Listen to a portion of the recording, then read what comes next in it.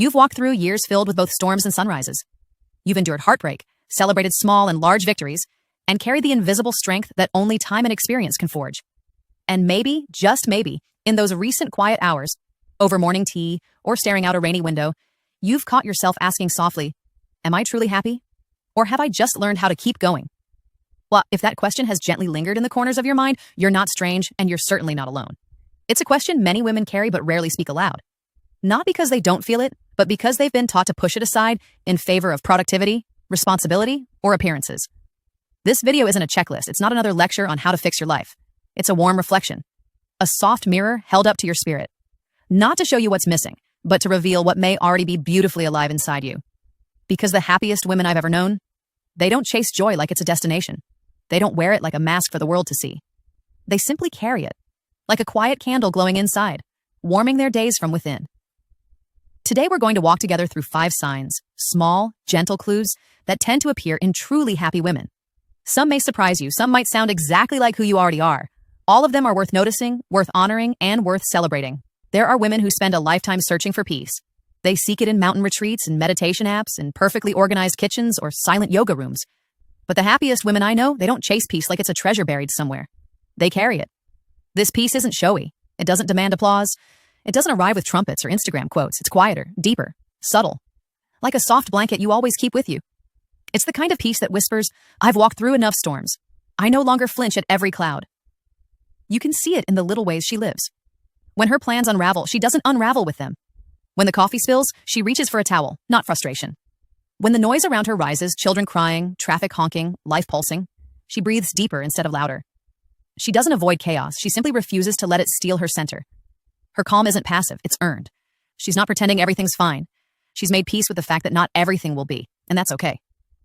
Let me tell you about a woman I once met in a crowded post office. People were groaning, shifting anxiously, tapping feet, checking watches. But this woman, let's call her Miss Serenity, stood humming a quiet tune. When the clerk announced her package was delayed, she smiled and said, maybe it needed a little adventure before finding me. That's not denial. That's a choice. A choice to meet life with softness instead of resistance.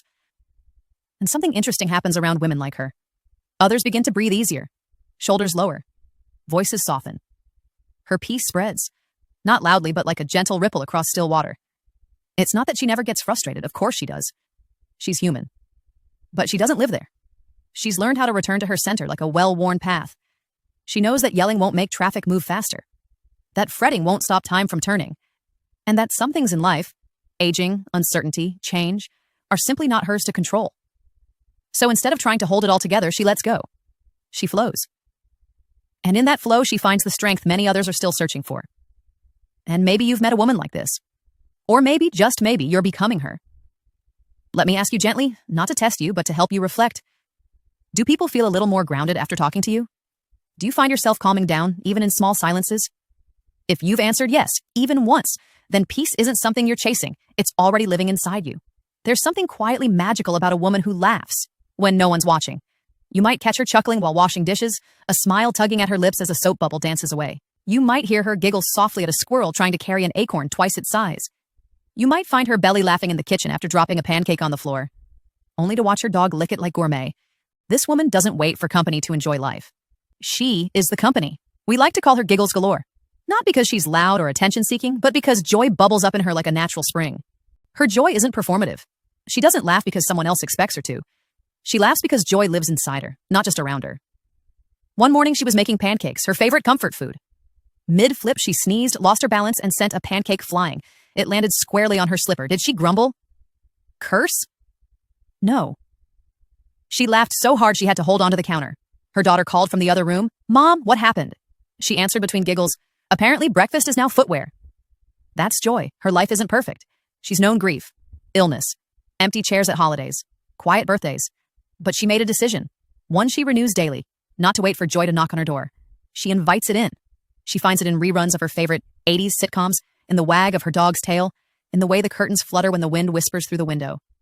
This isn't blind optimism. She doesn't pretend everything's fine when it's not. She simply chooses joy where she can find it, like sunbeams on the floor. And when you can laugh by yourself without needing permission, that shows something powerful. You're not performing. You're not lonely. You're comfortable with your own company. You've become someone who knows how to feel good, without applause. And that kind of happiness, it can't be stolen because it doesn't come from others showing up. It comes from you showing up for yourself. So let me ask you something tender. When was the last time you laughed and no one else was there to hear it? If it's been a while, don't worry. Joy doesn't hold grudges, it's patient. It waits. Maybe it'll find you tomorrow in a spilled cup of tea or in the way your cat side-eyes the vacuum. Let it in. Because one of the truest signs of a deeply joyful woman is not how often she laughs in public, but how freely she laughs when no one's looking. Some women wait their entire lives for someone or something to make them feel complete. A perfect partner, a prestigious title, a certain number on the scale, or a room full of applause. They walk through the world thinking, maybe then I'll finally feel enough. But the happiest women I know, they realize something radical, something liberating. They were never missing anything. They are not a puzzle with a missing piece. They are the whole picture. Frame, texture, flaws, and all. We call this kind of woman the solo queen. Not because she's always alone, but because when she stands, wherever she stands fully in her own presence. Gracefully, quietly, completely. Let me tell you about one such woman. She spent most of her life caring for others, raising children, supporting a spouse, tending to aging parents. Well, her calendar was filled, but her inner space was scattered. Her time was borrowed. Her identity was shared. She was the dependable one, the strong one, the first call and the last to rest. Then one day, the world around her grew quiet. The house emptied, the roles faded, and she was finally alone. But something unexpected happened. She didn't rush to fill the silence. She didn't panic and text everyone in her contacts or book her week solid. She made tea. She sat by the window. She picked up a book she hadn't touched in years, not for improvement, but for pleasure. She began gently to listen to her own voice. She took herself out to lunch. She didn't scroll on her phone. She didn't pretend to wait for someone else. She looked across the table and smiled, not at a companion, but at herself. That's not loneliness. That's wholeness. The solo queen doesn't need someone else to prove she matters. She knows she does. Oh, her worth isn't tangled in her relationship status, her weekend plans, or how many people ask her how she's doing. She finds clarity in silence. She finds comfort in her own rhythm. She finds joy in being exactly where she is. It's not that she doesn't appreciate love, she does, but she no longer requires it to feel alive. And here's a secret that surprises people. The happier she becomes in her own skin, the deeper her relationships grow. Why? Because she no longer grasps. She no longer clies, she invites. She welcomes. She shares. She doesn't need someone to complete her. She simply welcomes others to walk beside her. So let me ask you something. If you had a full weekend to yourself, no duties, no guests, no plans, how would you spend it? Would you wander through a museum and let beauty fill you? Would you try a new recipe just because? Would you curl up with a novel and stay there all afternoon?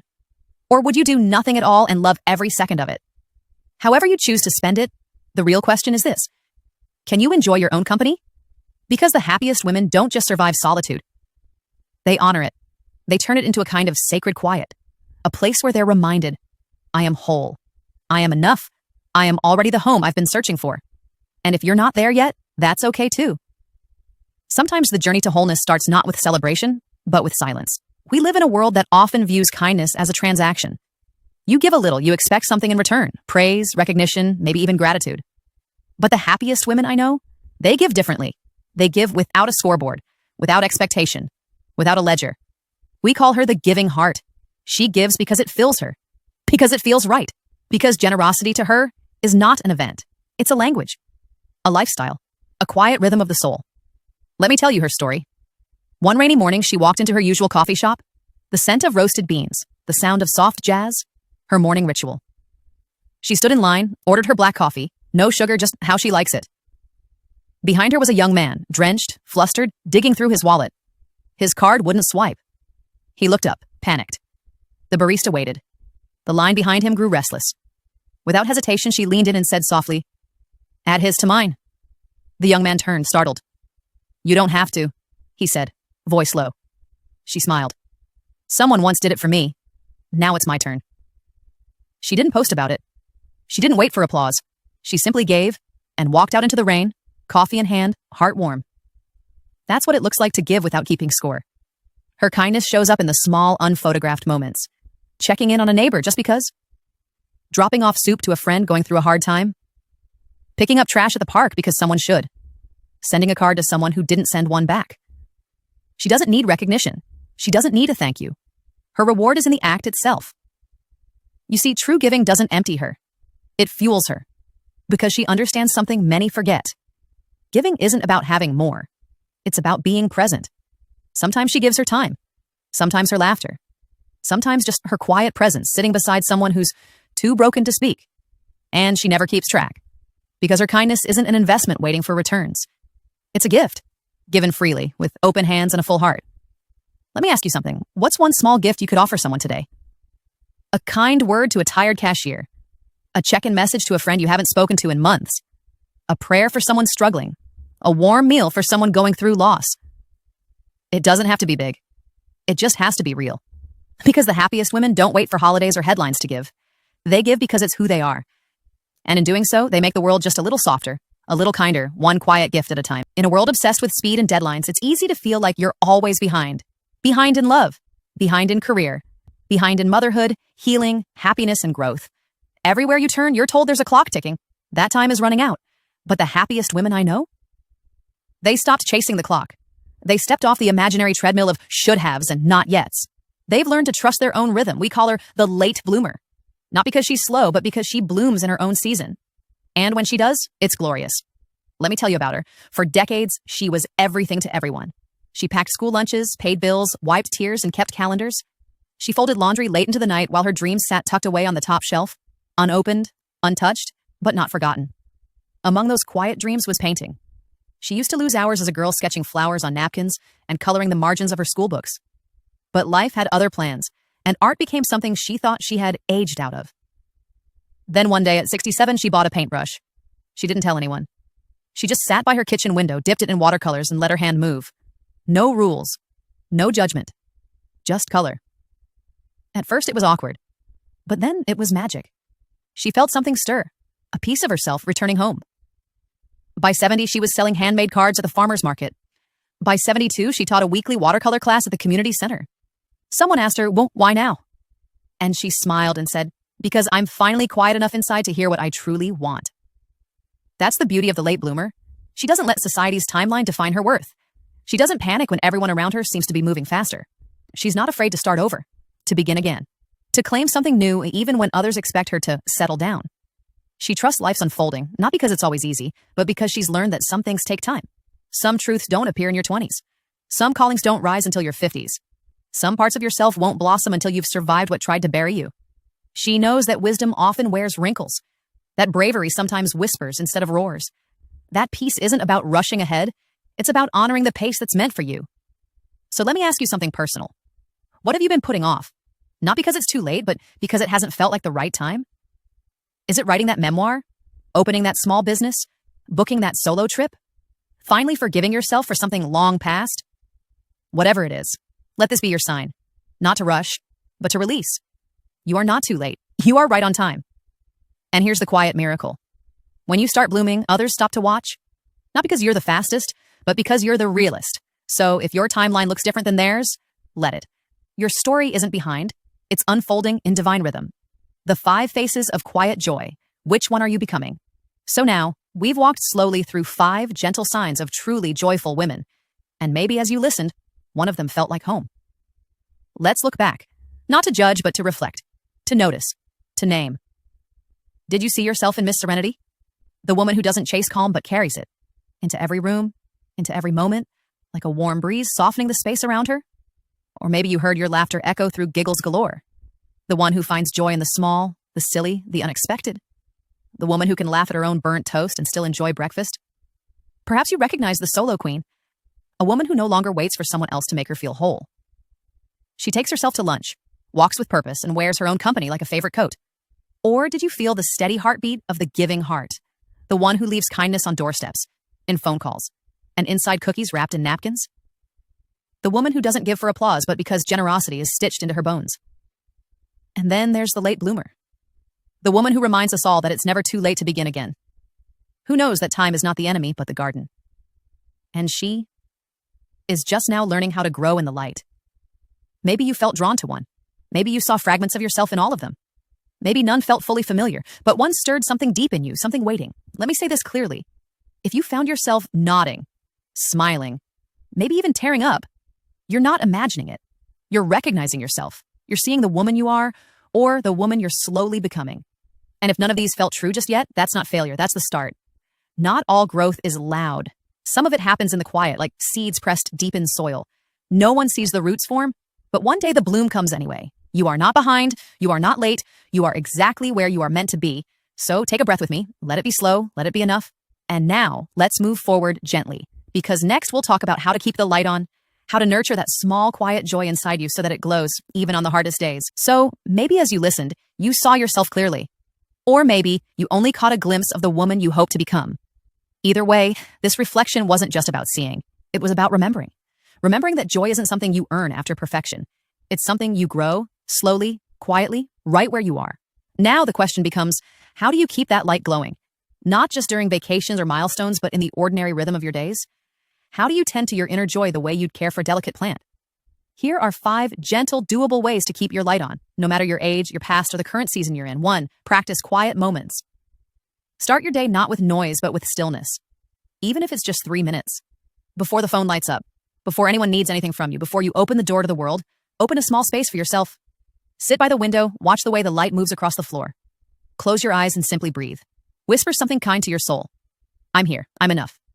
This day is mine to meet gently. It doesn't have to be deep or spiritual or perfect, and just be present. Because the truth is, stillness is not wasted time. It's where your strength quietly takes root. 2. Write down what's good. Every night before you sleep, write down 3 things that made you smile. They don't need to be big. They don't even need to make sense to anyone else. A song you forgot you loved. The way your dog tilted its head at you. That feeling when your clean sheets hugged your skin. Just jot them down. You're not writing for Instagram. You're not writing a memoir. You're reminding your brain that the good stuff matters too, because the human mind is wired to hold on to what went wrong. So you have to train it, gently, daily, to notice what went right. Gratitude is not a trend. It's a lens. And when you use it often enough, your world begins to soften around the edges. 3. Talk to yourself like someone you love. You've spent years lifting others up, encouraging your children, comforting your friends, cheering on your coworkers, even telling strangers they look lovely today. But when was the last time you spoke to yourself that way? When you drop something, do you mutter, "Ugh, I'm such an idiot"? When your body feels tired, do you say, "I'm lazy"? When you look in the mirror, do you criticize or compliment? This matters. Every word you speak over yourself is a drop of water to your roots. Speak kindly. Instead of "I'm so behind," try "I'm doing my best with what I have." Instead of "Look at those wrinkles," try "These lines are stories I've survived." It may feel awkward at first, like speaking a new language. But one day, it will feel like home. 4. Keep your mind curious, not just busy. There's a difference between distraction and discovery. One numbs. The other nurtures. You don't need to fill your days with noise. You need to fill them with meaning. So stay curious. Read a book you wouldn't normally pick. Try cooking something new just for fun. Take a different route to the grocery store. Learn the name of a flower in your garden. Ask someone older than you to tell you a story from their youth. You're never too old to grow. And curiosity? It's a quiet form of hope. It tells your brain, we're still alive in here, still interested, still open to being surprised. And hope, my dear friend, is what joy uses as fuel. 5. Let go. Often and on purpose. Letting go is not weakness, it's wisdom. Let go of the guilt that has overstayed its welcome. Let go of the belief that you must do more to be enough. Let go of comparing your life to someone else's highlight reel. Release the pressure to be perfect.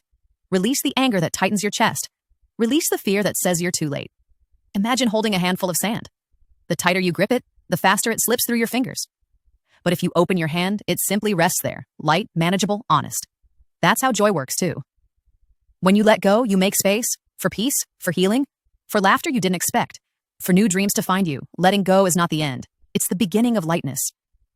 Final reflection, you don't need the perfect life to feel deeply at peace. Let me leave you with this.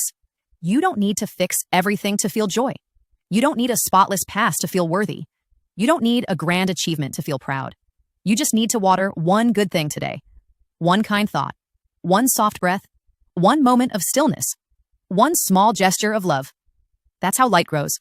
That's how happiness becomes home. The happiest women I've known, they didn't get there by luck. They didn't get there because life was easy. They got there because they stopped fighting every wave. They got there because they chose to bloom again and again, right where they were planted. They carried peace not because the world was calm, but because they stopped giving chaos the keys to their heart. They laughed not because nothing ever hurt, but because they knew healing doesn't require silence. It just needs truth. They stood alone not because they wanted to, but because they learned how to be their own companion first. They gave, not from surplus, but from faith that love, once shared, always returns in some form. And they trusted the timing because they danced to a rhythm that only they could hear. So now, take one deep breath. Let that wisdom settle. And if you do nothing else today, choose one tiny act that honors your joy, water your light, and trust fully that it is enough.